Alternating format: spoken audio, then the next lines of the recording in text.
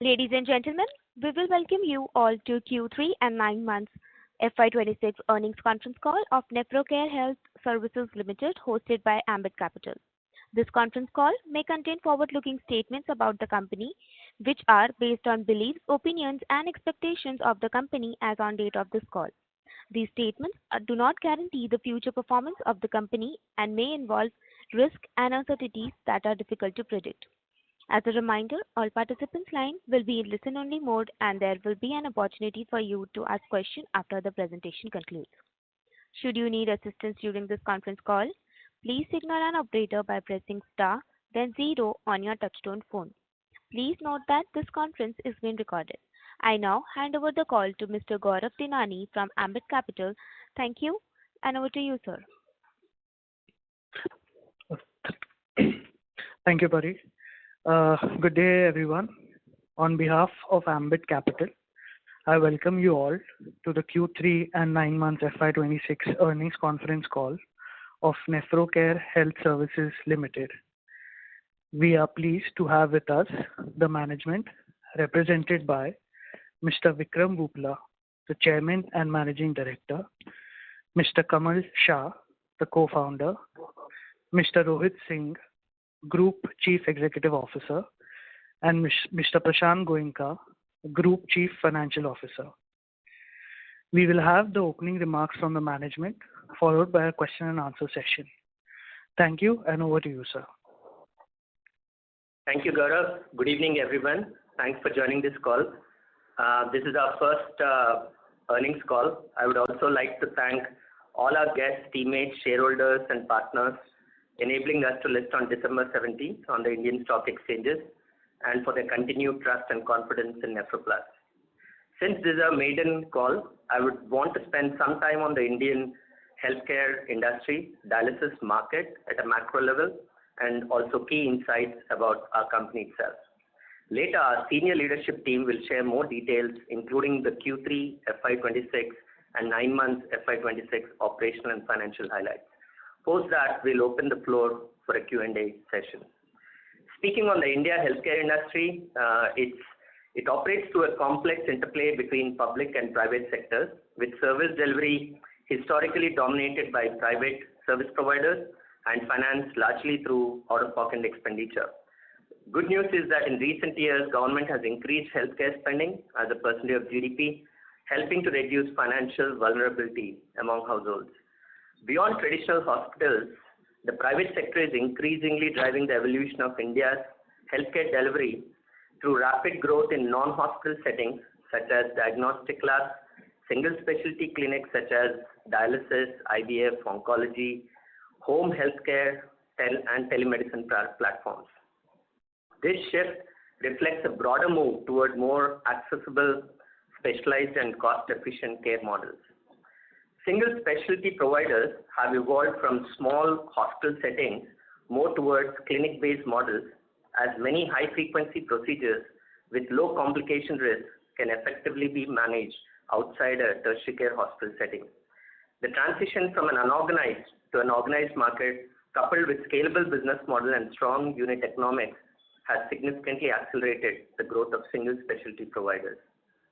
Key growth drivers for single specialty include superior clinical expertise, enhanced patient experience, improved affordability, better access, and also rapid adoption of technology.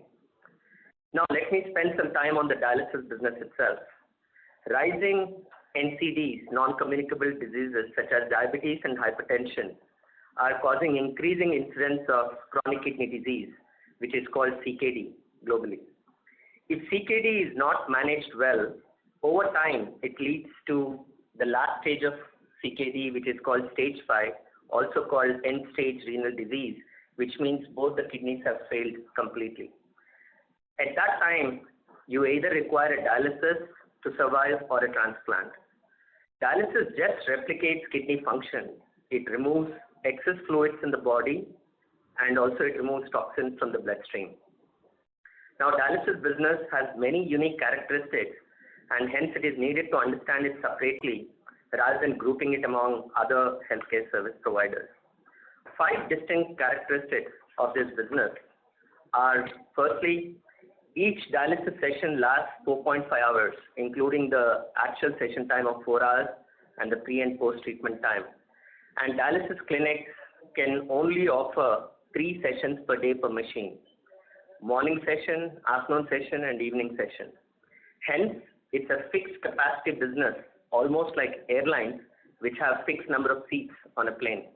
The only major way to grow this business is to keep adding seats or capacity, and that is how all the global dialysis networks have grown across the world. Secondly, dialysis is a life-sustaining chronic treatment that our guests need 3 times a week. Hence, proximity to their home is very important, and hence it requires a widely distributed network with small to medium clinics to take the treatment closer to patients' homes. As real estate in any clinic is limited, the only major way to increase capacity is to add new clinics to any dialysis network. While airlines will be happy with 100% utilization, dialysis clinics cannot go beyond 85%, as we need to keep some spare capacity for patients coming in breathless and requiring urgent dialysis. Thirdly, globally, dialysis is a reimbursed business, as it's very expensive. Think 3 times a week translates at a $20 price point, translates to roughly 2.5 lakhs per year for every patient in India, which excludes other hospitalization costs, medication costs, and various laboratory costs for these patients. India operates at the lowest price point in the world, while middle-income markets operate at 5 to 7 times our price, and developed world operates at 10 to 20 times our price. Across the world, hence, dialysis treatment is reimbursed by either insurance or some form of government payment. Even today in India, more than 30% of the patients pay out of pocket, which becomes quite a significant burden on their families. Fourth, unlike other single specialty businesses, dialysis is a monoline business. For anyone with kidney failure, it is a standardized single line of treatment that lends itself to scaling in a distributed network fashion.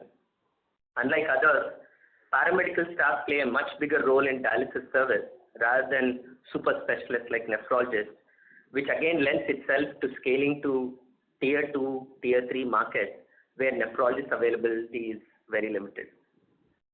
Fifth, any dialysis network requires massive scale and complete 100% operational focus to achieve sustainable margins in this business.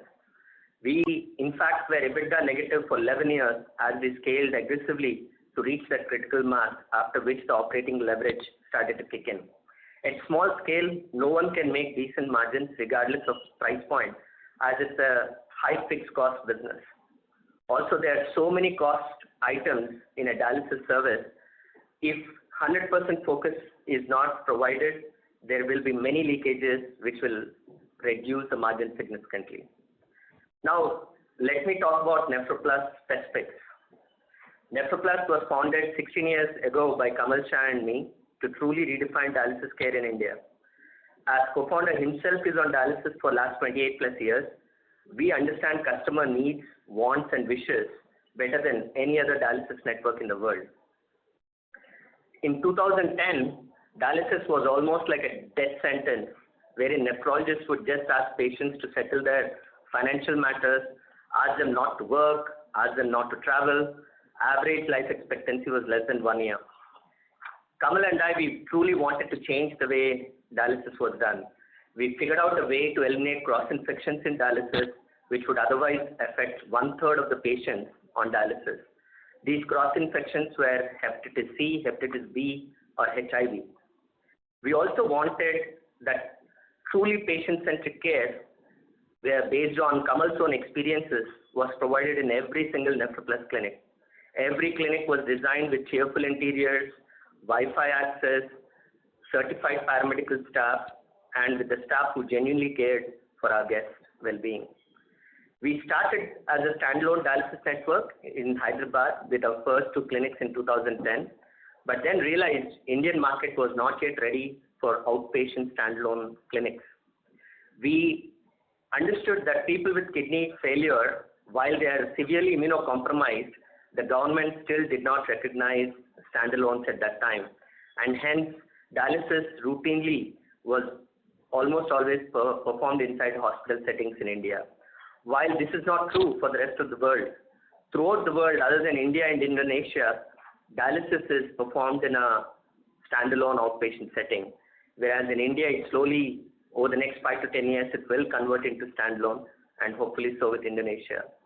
When hospitals started asking us to manage their dialysis departments, that's when in 2011 we pivoted to a captive or shop-in-shop model, wherein we started partnering with hospitals in a mutually beneficial revenue share model. Now, historically, hospitals used to run dialysis departments on their own in India. Why would they want to partner with us? As mentioned earlier, you require massive scale in dialysis and 100% focus in dialysis to generate sustainable margins in this business. Massive scale is needed for 4 reasons. 1, to derive synergies from procurement of specialized equipment and consumables. 2, build capacity to recruit large number of specialized paramedical staff like nurses and technicians. 3, to have your own in-house biomedical team to optimize your biomedical costs, which can get very expensive. 4, to develop technology products to monitor quality and overall operations in a widely distributed network setting. Now, hospitals, due to their very low scale in dialysis service, do not make any margin, and hence it is not their focus. Their profit drivers will be much more acute care departments, like the way we say Congo, cardiac, ortho, neuro, gastro, onco, rather than dialysis, routine dialysis service. But then why do hospitals in India offer dialysis services? Because the nephrologists want a large dialysis unit for their practice, and also because hospitals make good returns from adjacencies of dialysis service, such as transplants, ICU admissions, lab investigations, pharmacy sales, and fistula procedures. But hospitals should ideally be focusing on complex acute care and not a maintenance dialysis care. Now, hospitals can still get these margins from the stated adjacencies if they partner with Nephrocare. As Nephrocare team delivers great clinical outcomes and service levels, and dialysis volume grows significantly, the adjacencies value also grows commensurately for the hospital. Now, this model is proven in India with as close as 300 private hospitals, including majority of the large hospital chains having partnered with Nephrocare to run their dialysis departments.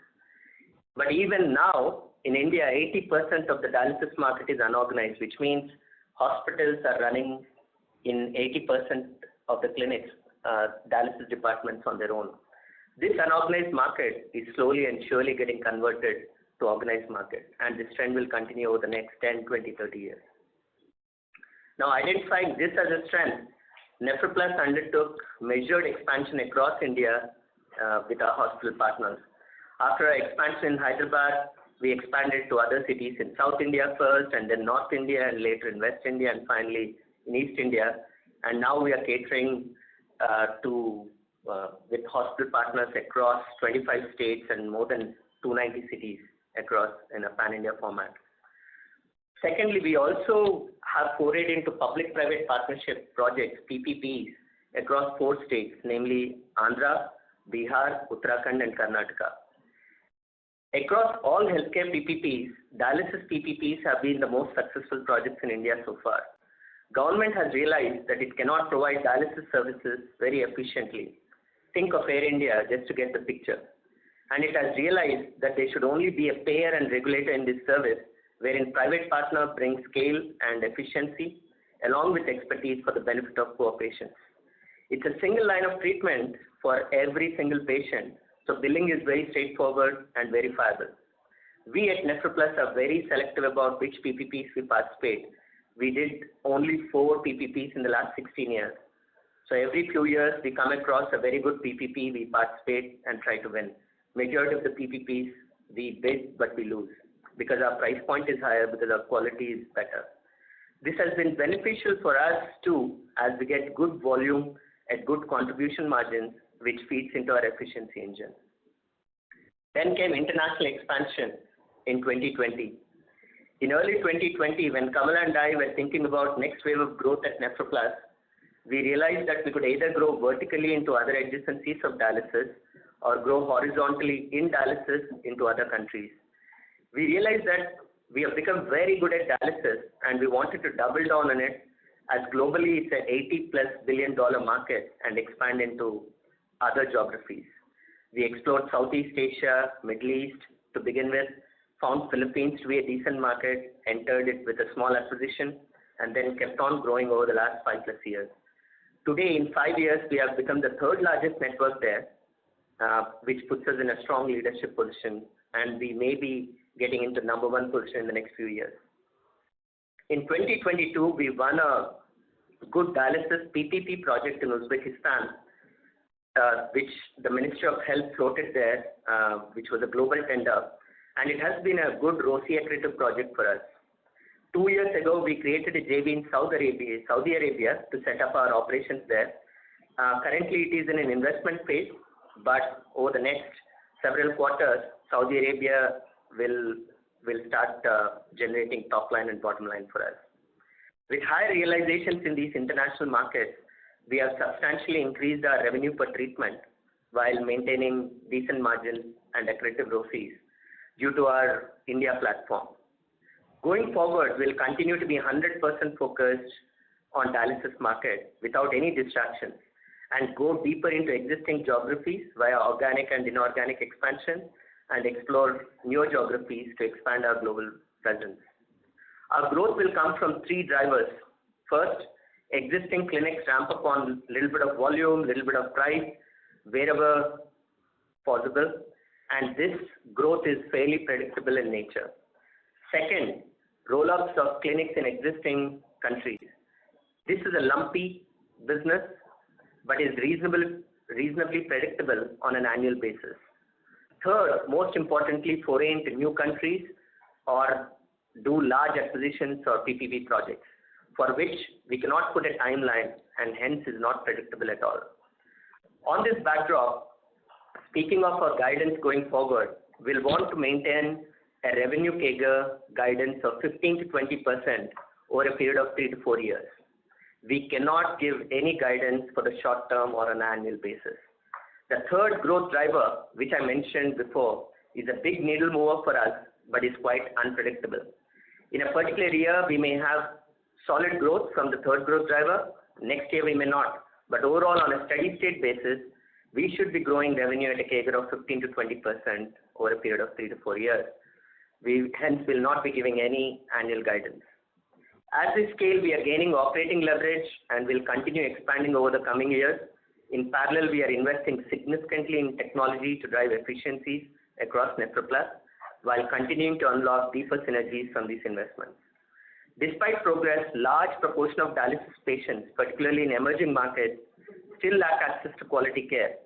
Over the past 16 years, NephroPlus has worked to close this gap through a strong focus on patient-centric care, clinical excellence, and expanded access in Tier 2 and Tier 3 cities. Looking ahead, we remain firmly committed with singular focus to our vision of enabling people on dialysis worldwide to lead long, happy, and productive lives. Our journey has just begun. Now, you must have seen strong results in Q3 FY26 and 9 months FY26 that we published last night. We had few favorable drivers such as Philippines price increase in October 24 and also few acquisitions we did in Philippines. And the recent CGHS price increase in India also helped. Please do not expect such kind of growth in future results too. And as I said, expect 15 to 20% revenue CAGR over 3 to 4 years time period. That's the right way to look at our business. I now request our co-founder Kamal Shah for his opening remarks. Over to you, Kamal. Thanks so much, Vikram, for that good overview of industry and dialysis ecosystems. Just a little bit about me and what sets NephroPlus apart from the others. I am a dialysis patient and I've been on dialysis for more than 28 years now. I lead a completely normal life. I work full-time, exercise every morning, travel extensively. I've been through all modalities that a patient with kidney failure undergoes. Now, kidney transplant is the ideal solution for kidney failure. Unfortunately, worldwide, there is an acute shortage of organs and very few people actually end up getting a kidney transplant. The rest have to undergo dialysis. Recognizing this profound need and the significant gap between supply and the need for good quality care, Vikram and I founded NephroPlus, a truly patient-centric dialysis network where patients are placed at the center of our universe. In India and much of the world, there is a misconception that once somebody gets onto dialysis, it is pretty much the end of life as they know it. Life gets reduced to going for dialysis, returning home, and lying on the bed until the next dialysis session. Our belief is somewhat different. If we could deliver high-quality dialysis consistently and with empathy, our patients could get their lives back. They would be able to lead normal lives, that is work, exercise, travel, and have fun. One of the most important decisions we made at that point was to stop calling the people we serve as patients and instead call them guests. The word patient, we felt, had a negative connotation. When you hear the word patient, the image that probably comes to your mind is one of a bedridden, sick individual. But dialysis patients need not be like that.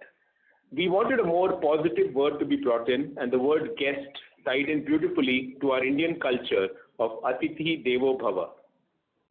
When we opened our first center in 2010, the response from our guests was overwhelmingly positive. They felt cared for, respected, and supported, and they deeply appreciated the quality of care we provided and continue to provide. Over the years, NephroPlus has grown and evolved to become Asia's largest dialysis service provider, and we will continue to grow. Yet, one thing remains unchanged and will never change, and that is our guest-centric approach. Thank you. Thank you, Kamal. Good evening, everyone, and welcome to NephroPlus' first earnings call. We are pleased to report strong performance with the revenue growing 32% year-on-year in Q3 and 37% in the 9 months for financial year 26. Adjusted profit after tax increased by 71% in Q3 and 103% in 9 months this financial year. We are encouraged by our ability to sustain this growth momentum over the years and through the current 9-month period. To begin with, I would like to spend some time on the Indian dialysis industry and key trends. Chronic kidney disease, CKD, prevalence in India is estimated at 8.7%, affecting nearly 12.4 crore people as of 2024.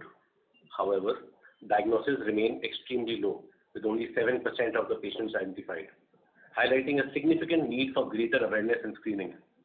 Among diagnosed patients, approximately 42 lakhs had ESRD, end-stage renal disease, in 2024.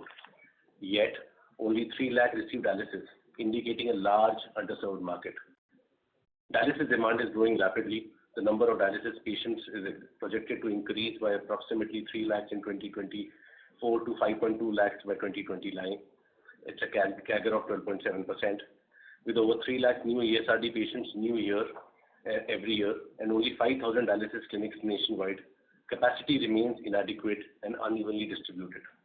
At NephroPlus, we identified these gaps early and have systematically scaled our network through standalone clinics, public-private partnership contracts, and captive clinics within the hospital partnerships. This structured approach has enabled us to address unmet demand and improve access to high-quality dialysis care nationwide. Now, let me share some perspective on how the dialysis segment has evolved in the developed markets. In developed markets, dialysis evolved from a hospital-based service to predominantly a standalone clinic model in the 1980s, driven by limited hospital real estate, lower setup cost, thus faster scalability, and a dialysis-specific manpower-led delivery model. Today, over 65% of new dialysis patients in developed economies are treated in standalone clinics, supported by insurance coverage and technological advances that enable monitoring of network-level clinical outcomes. The sector has also consolidated, with large players such as DaVita, Fresenius Medical Care acquiring smaller providers. In contrast, dialysis in India remains largely fragmented. As the market matures with rising incidence, deeper insurance penetration, and greater government funding, it is expected to shift towards organized dialysis-focused clinics. NephroPlus is well positioned to benefit from this transition and the long-term growth story opportunity. Speaking of NephroPlus and strategies ahead, we have built a strong brand and leading presence in India and the markets that we operate in. We are approximately 50% of the organized market share in India.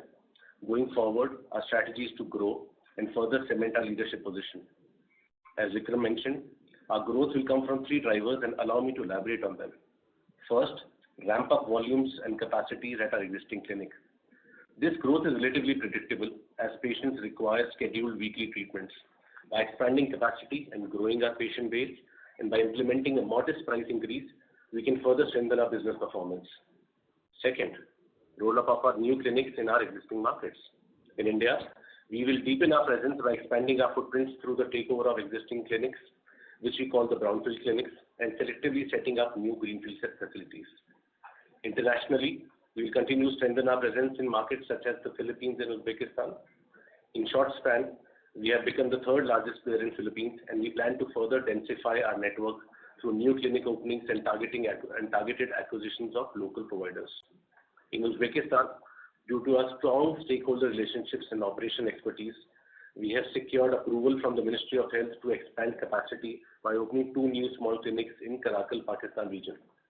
Our ability to replicate a lean cost structure at scale and to deliver operation efficiencies position us well for strong profitability, with operating leverage expected to improve further as revenues grow. The third big growth lever is acquisition of large network or a sizable PPP or a new market entry. We cannot predict the timelines for these, but Nephrocare is actively engaged in markets and has demonstrated success in this category as well. Our country selection framework is centered on 4 key criteria: demand, depth and scale, ensuring sufficient patient volume for operation efficiencies and faster break-even, policy and reimbursement visibility, with a clear preference for markets that have established reimbursement mechanism and government or insurance-supported dialysis program. Third, political and regulatory stability, focusing on regions with predictable healthcare regulations and long-term policy continuity. Fourth, repatriation clarity, ensuring transparent and efficient framework for cash flow repatriation back to India. Lastly, on business continuity and predictability, our business model provides a good degree of visibility into revenue growth and profitability. Based on our existing bed capacity, patient pool, and rising treatment volumes across the current network, we can forecast next quarter's revenue with reasonable certainty. The primary source of variability stems from the timing of new capacity additions. However, once these assets are part of the network, our historical experience indicates strong performance. That said, while we have clear annual targets, confidence in the clinic roll-up strategy, planned capacity additions, visibility at the quarter level still remains limited. As a result, there can be spillovers in execution from one quarter to the next. Therefore, it is prudent to view our performance on annualized basis rather than a quarterly basis. As stated, the most uncertain aspect of our growth is acquiring a large network, securing sizable PPP, or entering a new geography, given regulatory constraint and market understanding. However, once we acquire or establish operations, we are highly confident in our ability to transition, scale, and achieve profitability over time, an outcome we have demonstrated in Philippines and Uzbekistan. International revenues now contribute approximately 41% of the total revenue in the 9-month period of financial year 26, up from 12% in financial year 23. This growth underscores our ability to leverage India platform in higher priced geographies. With this, I hand over the call to Mr. Prashant Goenka, Group Chief Financial Officer, who will take you through the operation and financial performance before we move on to the question and answer round. Thank you. Thank you, Rohit. Very warm welcome to everyone. I will now take you through our performance and our journey over the years, explained through key operational and financial metrics. On the operational front, in a dialysis business, the most critical metric to track is patient volumes. Patient volumes are the single most important driver of scale, operating leverage, and ultimately return on capital employed for the business. If you look at our historical trajectory, patient volumes have demonstrated healthy and consistent growth. Between FY23 and FY25, patient volumes grew at a healthy CAGR of around 20%, increasing from 22,890 patients to 33,076 patients. This momentum has continued into the current year. On a 9-month FY26 basis, patient volumes stood at over 36,055 compared to 31,657 in 9-month FY25, reflecting a year-on-year growth of 15%. Moving to treatment volumes, which represent the total number of dialysis sessions performed during a period, we have seen a similar upward trend.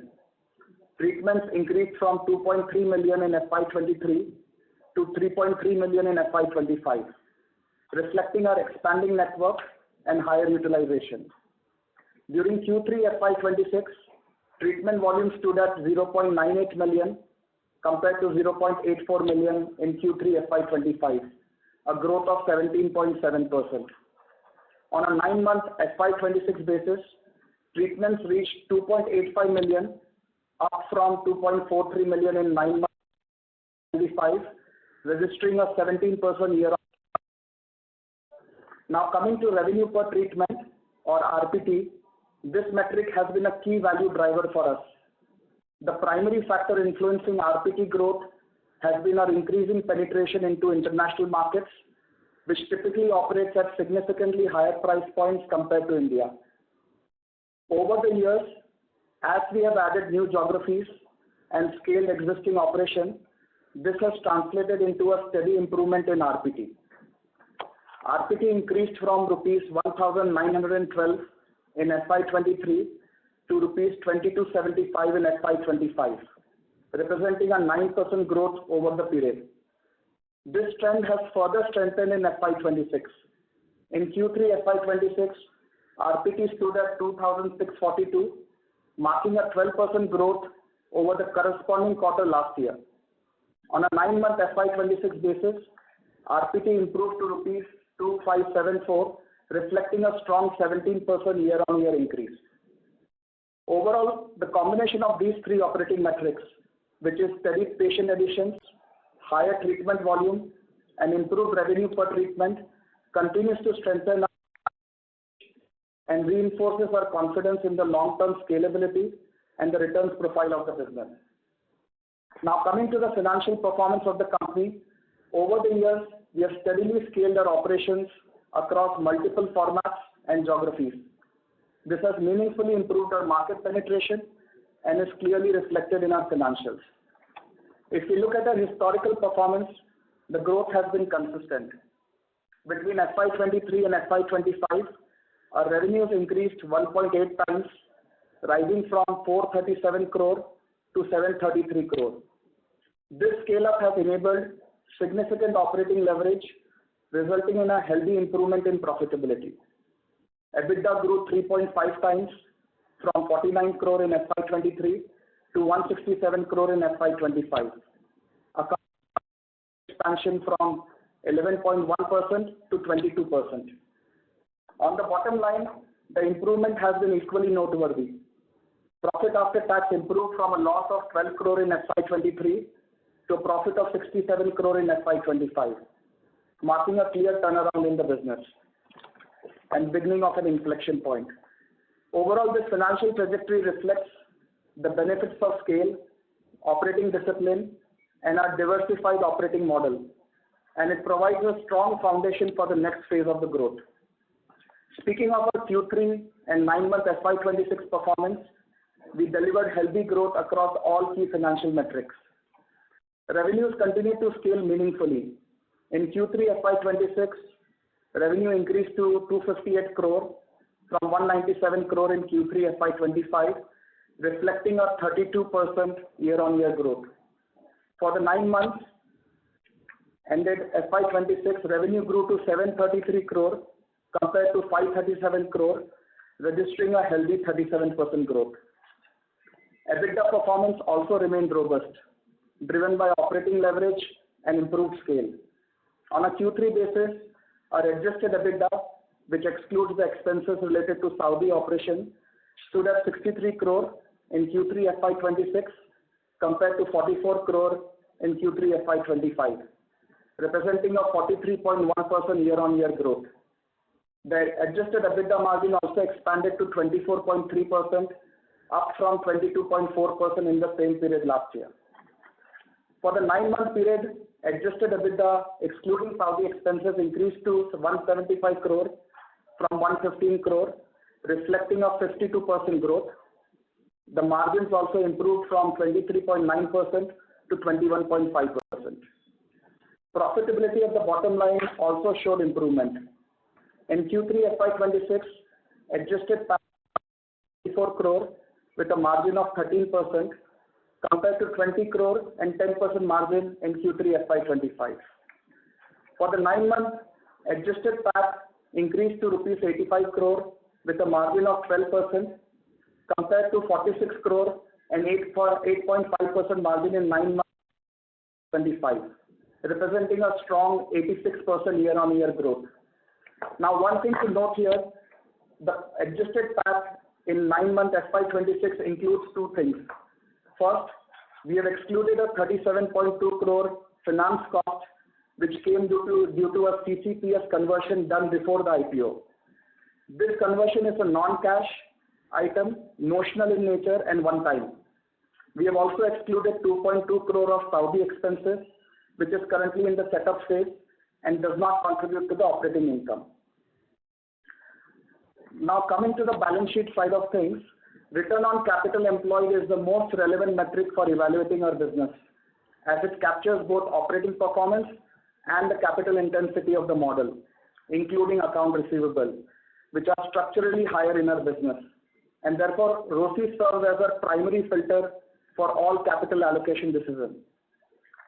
This disciplined capital allocation has already translated into a meaningful improvement in ROCE, from 10% in FY24 to 18.7% in FY25. Building on this trajectory, annualized ROCE supported by continued discipline in capital deployment is expected to be 24.7% in FY26, improving from 18.7% in FY25. Coming to the cash and the debt side of things, net debt remained negative at 283.6 crore as of 9 months FY26, reflecting a healthy surplus cash position that positions us well to fund our expansion strategy. We maintain a very strong owner's mindset with a consistent focus on cash conversion. This is reflected in our cash flow to EBITDA conversion of operating cash flow of 153 crores. Overall, if you look at our result, it reflects disciplined execution and capital allocation. With meaningful headroom in the global dialysis market, we remain focused on scaling responsibly, maintaining cash discipline, and supporting sustainable long-term growth. With this, I'll open the floor for Q&A. Thank you very much. We will now begin the question and answer session. Anyone who wishes to ask a question may press star and 1 on their touchtone telephone. If you wish to remove yourself from the question queue, you may press star and 2. Participants are requested to use handsets while asking a question. Ladies and gentlemen, we will wait for a moment while the question queue assembles.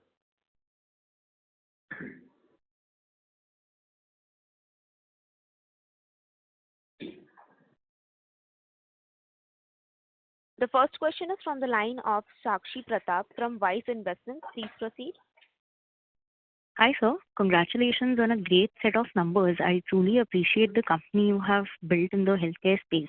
So my question is that you're present in the international markets, and I assume we have been able to generate healthier margins compared to the local players in that geography. So if you could throw some light on what edge does NephroPlus have over the local players to generate such healthy margins? Yeah, thanks for the question. I think this reflects the platform that we have built in India over the last 16 years, right, Sakshi? Wherein when we operated at a $20 price point in India, which is the world's lowest, we did not have any luxury of any inefficiency in the way we operate. So we have looked at each and every single cost item and optimized it very well, and with scale it further continues to be optimized. There are 4 levers, I would say, that help us create this India platform play. First lever is efficient cost structure for the consumables. In the emerging markets, consumables is the biggest cost item in dialysis service. So we have done multiple things such as negotiating with the global suppliers directly instead of distributors. We have figured out how to optimally consume material in each of these line items. Thirdly, we have also started doing contract manufacturing of some of the low complexity consumables. That's lever number 1. Lever number 2 is we have figured out the optimal human resource staffing strategy, wherein we have set up training academies in every country that we operate. For example, in India, we have 10 academies across the country, which constantly create fresh paramedical staff that gets absorbed in our own network. Now, with this efficient inflow of junior therapists, we manage the pyramid in each of our dialysis clinics optimally, wherein people who do not get promoted over a long period of time will move to the other players, other dialysis networks, while the pyramid is optimally maintained. And thirdly, the biomedical team that we have built in-house has significantly helped us reduce the biomedical cost. Compared to taking CMCs and AMCs from the manufacturers who are aligned towards larger repairs, more expensive repairs, we invest in preventive maintenance of our equipment. We figure out what is the most optimal repair that we need to do. We're using the spare parts we have in our warehouses. Thirdly, we also figured out how to revamp the machines to extend the life of the machines by another 3 to 4 years compared to the market. For the fourth lever in the India platform story is the optimal usage of technology to reduce the overheads to manage a distributed network, be it overseeing quality, overseeing operations, overseeing financial audits. All these levers we have optimized to have the much lesser overhead compared to other networks. These are the 4 levers, Sakshi. Hope this is helpful for your understanding. Yeah, thank you so much for your detailed answer. Thank you. The next question is from the line of Madhav Marda from FIL Industries. Please proceed. Hi, good evening. Thank you so much for your time. So my first question was on the Saudi business. Great to see that, I think we've already got a contract there or about to win a contract. So could you give some sense in terms of how that ramps up for us and, how the business will shape up in the next 2 to 3 years? Thank you, Madhav. We entered Saudi market 2 years ago in a joint venture with a publicly listed company, Tibia.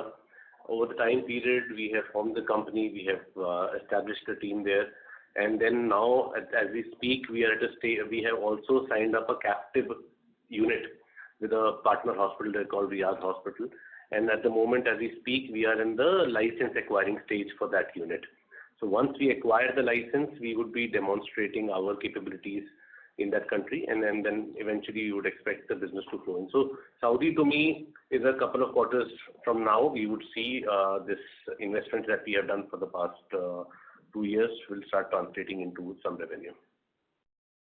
Okay, that's quite positive. So any sort of broad sense in terms of the next couple of years, how many patients, how many guests that we could target in the Saudi market? Any broad sense would be helpful. So Madhav, as I said, that we are at a stage of first establishing and starting our operations there. So Okay. Once we have executed, demonstrated our service there, then only we would have a visibility of any other aspect there. Understood. And the other question I had was in terms of the growth guidance that we've given. So revenue guidance is well received, 15 to 20%. On the margin side, next couple of years, I think we're already at 24.3%, like you said, adjusted for the cost for Saudi. Can margins directionally move higher? Even if you're not giving a quantitative guidance yet, should we assume some improvement in margins over the next couple of years?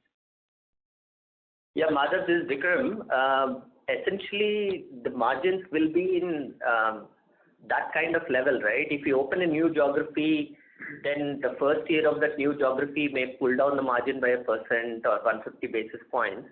But as the volume increases in existing geographies, the operating leverage kicks in. So reasonably healthy in that range is what I would say.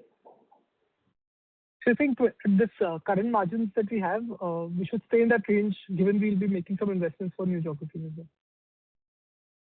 Yeah, I mean, roughly in that range, I would say, depending on how much new geography pans out, the initial investments or the initial time period that we need to invest there to get to steady state.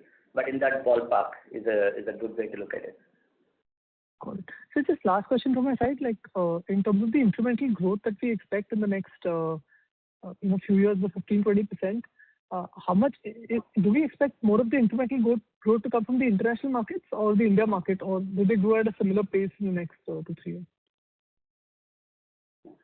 So, Rohit here. As we mentioned that you have seen the trend that in financial year 23, our international business contributed close to 12%, and now for these 9 months of FY26, it is already 41%. Yes. So we expect this to be inching up slowly, again, depending on the geography and the quantum that we do. So it would be hard to kind of look at the ratio, but I think we have already kind of had a decent increase in this blend. But the next will be is a factor of any other geography that we open. But we are positive of increasing our footprints in the existing places that we are already operating on. So the only reason I ask is if the international mix for us, naturally moves higher in the next couple of years, that should anyways be margin accretive for the business, right? Because international is a higher margin business, so that should help the blended margin profile for the business, right? Yes, we would want to believe so, but again, that's a factor of which market we enter into, what is the cost structure and how things are. So it's very hard to predict as of now. But as we take any step, we'll kind of be able to give more light to that. But having said so, as Prashant has mentioned, all our decisions would be based on the ROCE factor, that any investment that we do would be ROCE accretive, and we will be conscious of that fact. Good. So can I ask one last question on the capital allocation? Maybe next 1 year or 2 years, how much do we expect to invest organically, and on the inorganic side as well, if there's any framework that you could share, that would be it. Thank you. Yeah. Hi, Madhav. This is Prashant Goenka here. I think as Vikram and Rohit mentioned, we are very focused on one metric, which is ROCE, because ROCE accounts for all the capital that gets allocated, and along with that working capital and AR cycle. So when we look at the projects, we very closely look at the ROCE profile, and at a portfolio level, at a platform level, we try to get into projects which are ROCE accretive in nature. So that has been the nature of our focus for the last many years, and that will remain the focus going forward. In terms of the capital expenditure, we typically invest anywhere between 100 to 125 crore historically. And like Vikram and Rohit mentioned, it's difficult to predict the future, but that's the historical number. Got it. Thank you so much, and congratulations on your good start to the social journey. Thank you. Thank you. Thank you. The next question is from the line of Devang Patel from Samiksha Capital. Please proceed. Hi, sir. Thank you for very extensive comments initially. My first question was on the 13% growth in revenue per treatment that we had in Q3 YOY. Could you break that down into how much of that comes from price hikes we've got in different geographies, and how much of that has come because of mix change? So, Devang, Rohit here. Thanks for the question. As we said that we have had an increase in the proportion of international revenue to 41% here. So that has translated to higher RPTs. But at the same time, India also, we have been very conscious in selecting projects where the RPTs are at a company average range. So at NephroPlus, we look at a blended RPTs because that's the approach. It's the platform play. We don't break it as per geography or the regions. So probably in a short to medium term, one lever would play. In the second phase could be another lever playing in, but largely the balance would be maintained. Hence, we would look at it at a platform level. Could you give guidance on what kind of growth one can expect over 3 years within the 15 to 20% revenue growth that you mentioned? So RPT typically we would be very hard to kind of comment because dialysis as a business has a very lumpy price increases wherever geographies that we operate on. So once the prices increase, it stays there for some time. Insurances or government as a payer, only cash area is where we have leverage of increasing. So it's a lumpy price increase. Hence, it's difficult for us to predict that what would be the RPT change in the coming years. But as I said, typically we would be conscious of any new geographies that we open up, and that would also have a impact on the overall network level RPT. Okay. Secondly, for Saudi Arabia, you mentioned average treatment cost is $300, but it's also a shop-in-shop model with a revenue share. So both things considered, is that geography going to be margin accretive for us versus what our other international geographies make on a steady state? So good question. Again, any geography that we enter to, the basic fundamentals remain in place, right? So if we have decided to go or partner with any hospital, it has obviously cleared the internal thresholds to be starting operations there. So I can give that comfort that it has cleared internal thresholds. But having said so, given it's our first center and there are significant amount of investments in the team building that we have done there, so the real play that we will see would be a few quarters ahead, and we will get more clarity as we demonstrate our operations there. Okay. And lastly, you mentioned operating cash flow of, I think, 153 crores. Could you just clarify 9-month OCF, because first half was about 38 crores, and what kind of steady state OCF to EBITDA conversion one can expect? Yeah, so as you rightly mentioned, 9-month OCF is 153 crore. Our OCF by EBITDA ratio for the 9 months is 65%. So I think it has been fairly healthy. And I think in our business, it's difficult to predict the OCF or give any guidance on the OCF by EBITDA ratio. But we have a very strong focus on a daily basis. We maintain a very, very strong intensity on converting all our earnings into cash. And it is reflected in our OCF number as well as the ratio number. So we will continue to focus on maintaining a healthy number as we have currently. Thank you so much. That's all from us.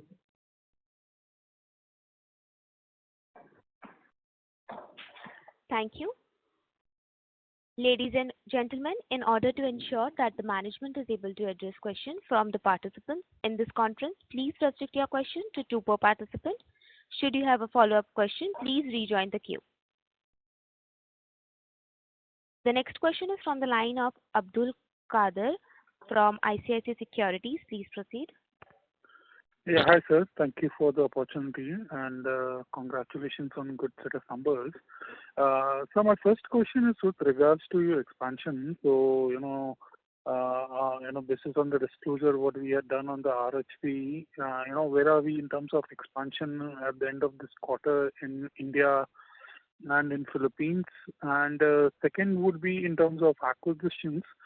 So, sir, I mean, what is the space exactly you would be more keen on acquiring assets, whether it would be in India on your private clinic side or it would be in Philippines, that would be of utmost importance to you? Hi, hello Abdul, this is Rohit this side. Thanks for the question. So to address the first part of it, that are we in line on the expansion piece with our RHP? I think we are in line with our expansion. But a good way to look at our business would always be to look at the session count, because ultimately the revenues are multiplier of session and the RPT. But to answer your piece, I think we are in line with the RHP that we, the numbers that we have mentioned in the RHP. Second part on the acquisition front, I think we voiced it out in our strategy as well that we want to increase our footprints in our existing geography. So if there is any interesting acquisition opportunity that is coming either in India or Philippines or any other place that we operate in, we would be very keen on. And if we are looking at any other new geography opening, we are absolutely flexible in all modes of growth, whether it is acquisition, whether it is partnering with government or taking participate in any other project. Nephroplus has capabilities of that piece as well. So I think we will be fairly flexible. But to answer your piece, we will be keen in our existing geographies as well. Got it. And so would it be possible for you to share what was your India region RPT growth for the quarter or for 9 months? Abdul, the right way to look at it is that we keep it at the platform level, so that because we have growth complementing from both areas, so we always observe it at the platform level. So I think consolidated is already shared. Okay. All right. I'll get back in the queue. Thanks for the answers. Thank you. The next question is from the line of Vivek from Emkay Global. Please proceed.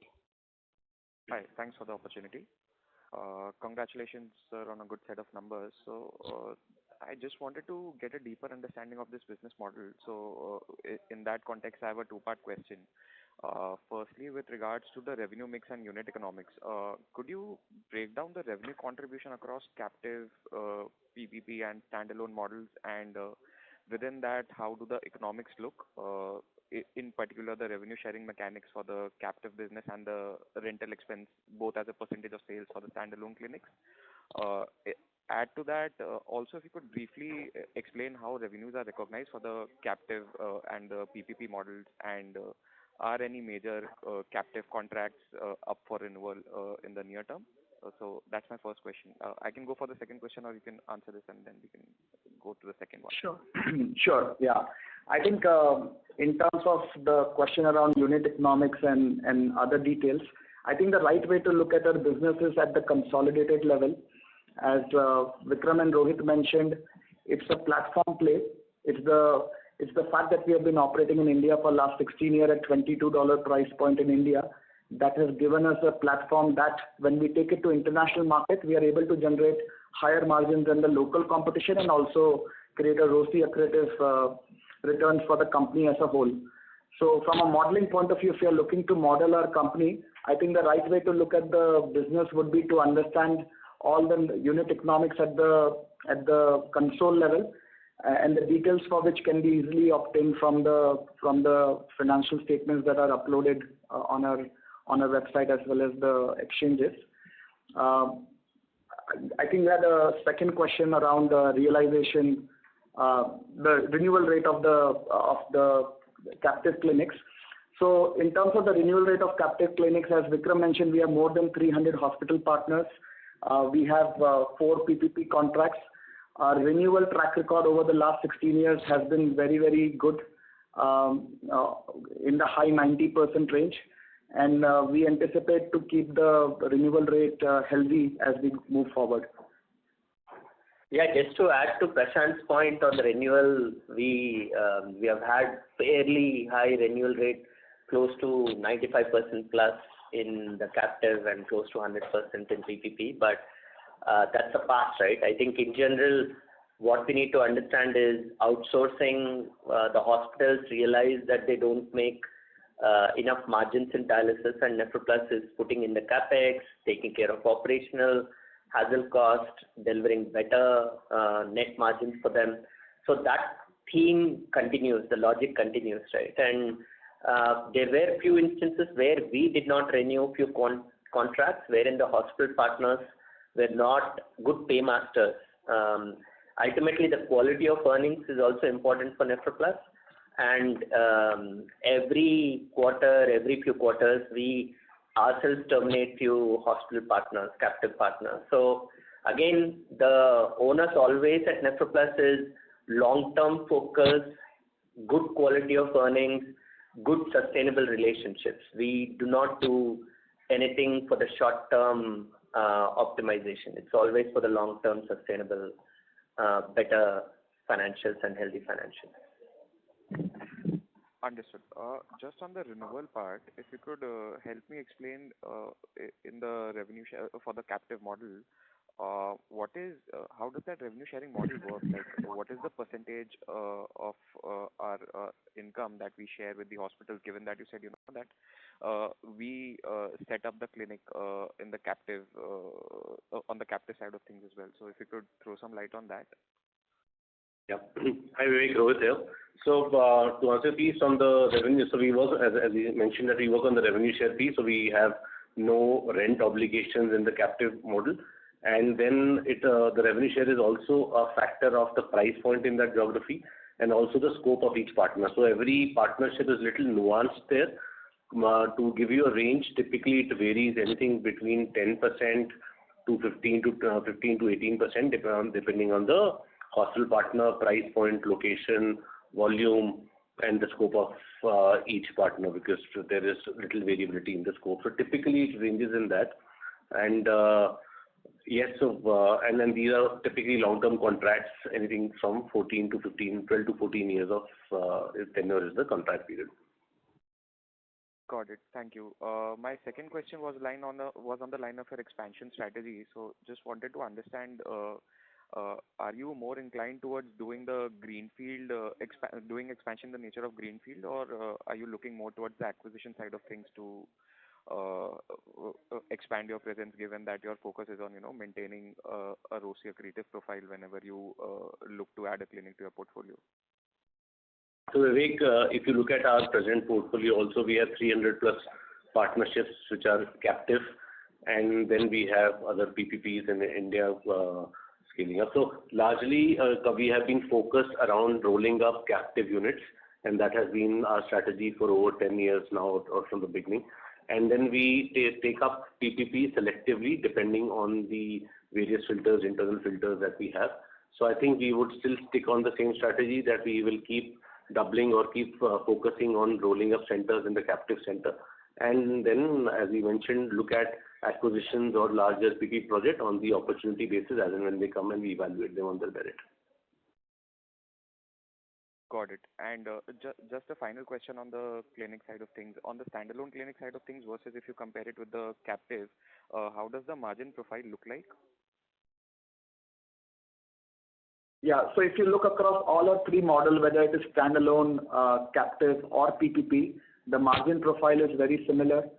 The bed economics are also very similar. We invest around 9 to 11 lakhs per bed, irrespective of the model.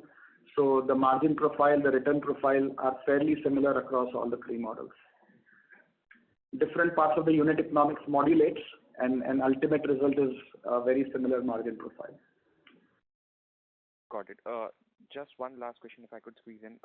In one clinic, how many beds are there approximately? If you could give us an idea on that. Vivek, India-wide, our average is 11 beds per clinic. So that's the company-wide average we have. Okay. Thank you. Thank you for taking my questions. Thank you. The next question is from the line of Jinesh Gandhi from Oaklane Capital. Please proceed.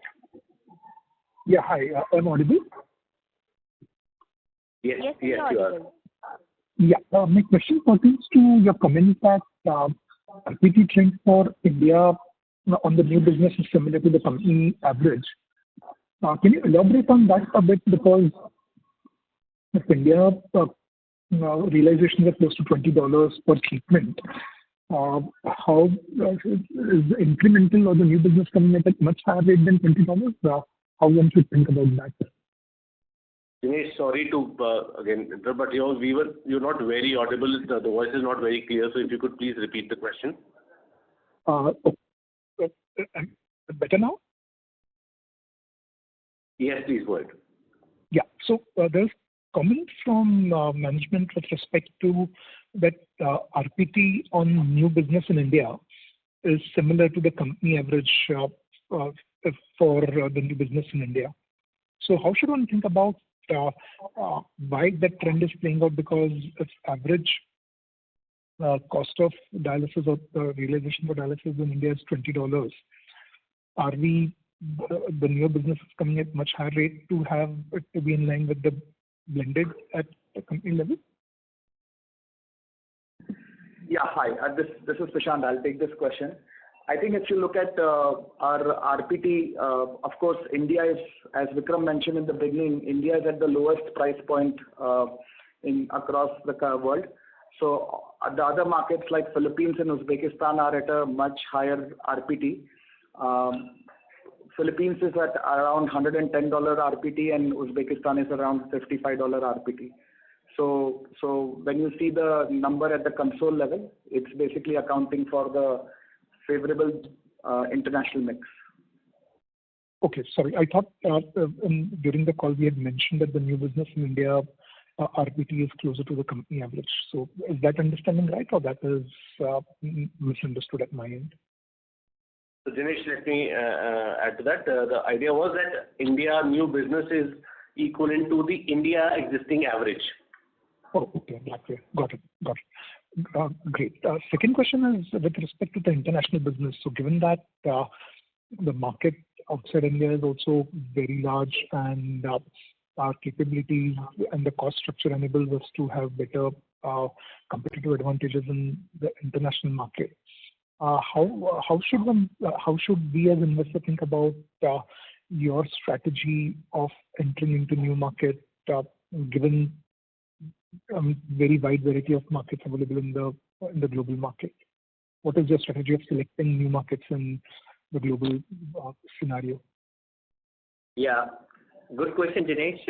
We are constantly evaluating new markets, right? We have a team which is continuously evaluating the new markets. Rohit and I spend significant time on that as well. It all depends on the factors, right? We mentioned about large volume of patients, good reimbursement by the government, the political and economic stability, the repatriation of cash flows of profits to India. These are the filters. Now, beyond that filters, do we, when we evaluate, as Prashant mentioned earlier, every project, every entry has to be ROCE accretive, right? So once you put all these filters, few bubble up, and then we figure out from our expansion perspective, does it make sense to enter it this time, or does it make sense to enter next year? It all depends on these factors, right? Every 1 to 2 years, we would enter 1 to 2 geographies, but just because 4-5 markets are attractive, we wouldn't jump in 1 year, because ultimately we are in healthcare delivery, right? If you do a certain project, you need to give it adequate bandwidth, deliver the right level of clinical quality, and make sure the brand equity is continuously built. So the way you should look at it is every year maybe a new market as a foray, and the RPT that you are seeing, you have the data on RPT, you know the contribution from international market that Rohit mentioned about 41% already slowly inching up. That's the way to build the model. We are not in a rush. This is a marathon. We will do it in a measured manner, slow and steady. We are not in a rush at all. Okay. So effectively, 5 years out, would international business be close to 60-70% for us, given that 41% is without Saudi, and over the next 4-5 years, we may look to enter 1 or 2, maybe 3 markets or should it be close to 60-70% of revenue? That's the trajectory we should be looking at? We cannot estimate that. I think India would continue to be the majority for the foreseeable future. But it all depends on various levers, right? Depending on how much business we get from Saudi, depending on how many big projects we launch in India. So it's all, these are something that we cannot predict, but slow inch up of international contribution of revenue, definitely you should estimate. Okay, great. Thanks and all the best. Sure. Thank you. The next question is from the line of Sujal Jawar from Optune Wealth Advisors. Please go ahead. Hello, am I audible, sir? Yes, you're audible. Yes.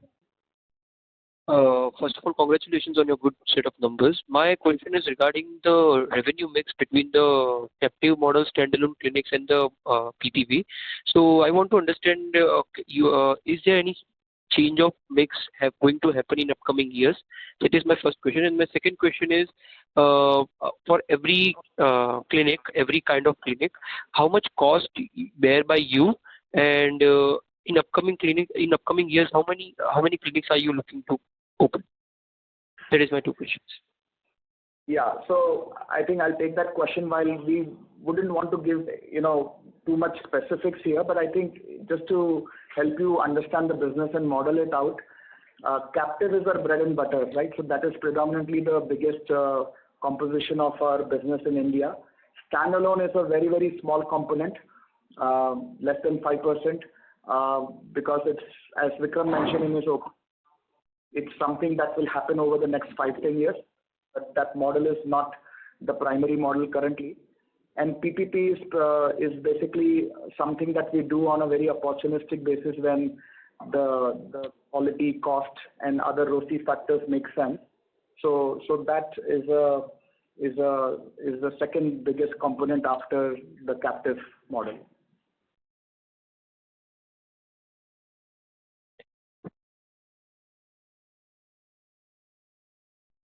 Can you answer my second question about the how many clinics are you looking to open in next few years, and what could be the cost per clinic? Yeah, so I think clinics is not the right way to model our business.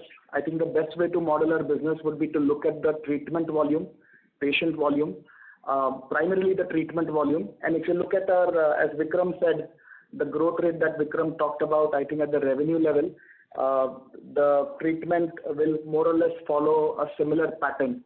So I think you can model it on the basis of that. Okay. Thank you, sir. Thank you. The next question is from the line of Aman Goyal from Axis Securities. Please proceed. Yeah, thank you for the opportunity and congratulations for great set of numbers. Sir, I just want to know on the margin side, could you please help me to understand what is the margin contribution from the international business? Let's say we have a 41% from the international market, and how much, we on the nine months we have almost 175 crore EBITDA. So how much is attributed from the international business, and or you can say how much international business margins are higher than our console margin?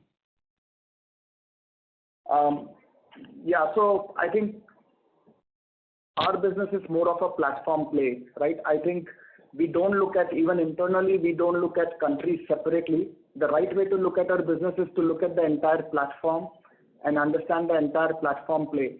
So to that extent, the consolidated numbers that we have given in terms of the patient volume, treatment volume, revenue per treatment, I think those are the right ways to model the business. The margins that are happening in respective countries has a lot of element of India platform basically driving synergies in the international platform, international markets. If you compare us to a local competition, our margins are much higher than the local competition, mainly because of the India platform play. So those elements are quite intertwined with each other, and therefore it will not make sense to look at the margins of each country individually. And as Vikram mentioned, we will continue to expand into international market over the every 1-2 years. So sort of honing on one country or two country will get more and more complicated as we continue to open new markets. Okay, so my next question is, could you throw some light how much net patient added during the year? And what is the target mix over the medium term between domestic and international business? Like we are entering into Saudi and all that. Yeah, so between the last 9 months FY25 to this 9 month FY26, our guest count has increased from 31,657 to 36,550. So that's about 15.5% increase. And if we have done 2.8 million treatment in the FY26 so far. Can you break down what is the Indian patient base and versus international patient base, if you have some data points on that? No, we don't have the data. It would be to look at the consolidated number, looking at the overall consolidated treatment volume and RPT at the consolidated level, and that will help you model out the business. Sir, on the last, I just want to know your input from the CGHS side. So since the new CGHS guideline, the dialysis prices also has been revised by the government. So will it kick from the Q1 FY27 or it has been already started in your business? So Aman, Rohit here. CGHS price increase has already kicked in, or is already there in the Q3. We have started realizing that already from Q3 onwards. So that's already part of the numbers as we speak. So if you could throw some light, how much realization will improve over here? I mean, we had a $20 realization in India, $22 in the DRHP. So how will it improve over the year? Someone, the way to look at it is that CGHS volume is less than 5% in our network. So if that volume is increasing by 30% price point, so it does not really increase the RPT because of the base will continue growing in India, and with the limited present volume of CGHS, I think the RPT will not have such significant impact at the network level. Okay. Thank you, sir. I will join back the queue. Thank you. Ladies and gentlemen, due to time constraints, that was the last question for today. I now hand over the conference to management for closing comments. Over to you, sir. Yeah, thanks everybody for joining the call. I think it's a maiden earnings call, and we appreciate all of you joining this call. I think we may have answered most of your questions, but I think there were still few queries remaining. We'll continue to keep participants informed of any updates, and you can also reach out to us for any urgent questions or queries. Also feel free to reach out to SGA, our investor relations partner as well.